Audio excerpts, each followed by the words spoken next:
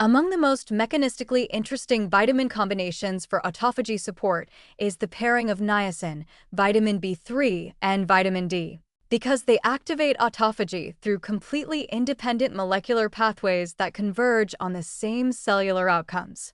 Niacin acts through the ND+ pathway to activate SIRT1 deacetylase. Vitamin D acts through the vitamin D receptor, VDR, to upregulate autophagy gene transcription directly. Neither pathway requires the other, and yet both promote autophagy in brain cells and immune tissue. When both are present at adequate levels, the convergence of these two independent signals produces an additive, possibly synergistic, autophagy induction that neither vitamin achieves alone. The SRT1 pathway deserves unpacking because it connects niacin to one of the most studied longevity mechanisms in contemporary biology. SRT1 is a sirtuin deacetylase that, when active, removes acetyl groups from several key autophagy proteins, ATG5, ATG7, and LC3, converting them from inactive to active forms. This activation pattern mimics what occurs during fasting, when ND+ levels rise relative to NADH as the cell shifts from fed to starved metabolism. Niacin and its direct precursors nicotinamide riboside, NR, and nicotinamide mononucleotide, NMEN, increase intracellular NAD+ levels, keeping SIRT1 active and autophagy running at higher baseline rates even in the absence of caloric restriction. This is why niacin-related compounds have attracted serious longevity research interest. They appear to maintain the autophagy-promoting metabolic state associated with fasting without requiring actual fasting.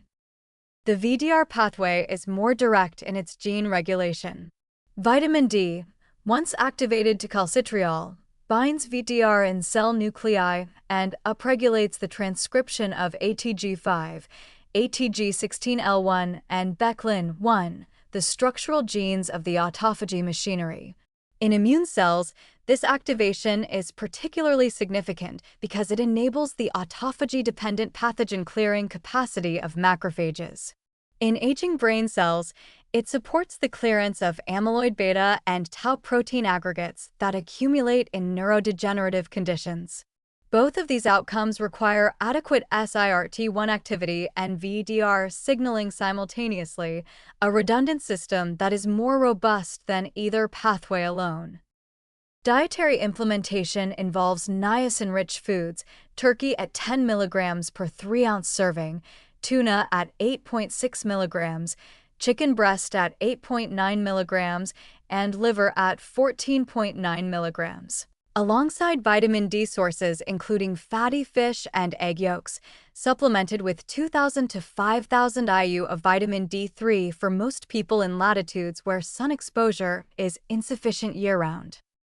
The niacin flush, the uncomfortable but harmless reddening and tingling sensation that occurs when supplementing regular niacin at doses above the dietary range, does not occur with nicotinamide or the newer NR and NMEN forms, which provide NAD+ precursor activity without the vascular prostaglandin response responsible for flushing.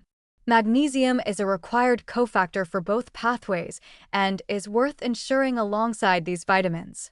Liver function monitoring with high-dose niacin supplementation over 500 mg daily is medically appropriate given niacin's documented hepatic effects at pharmacological doses.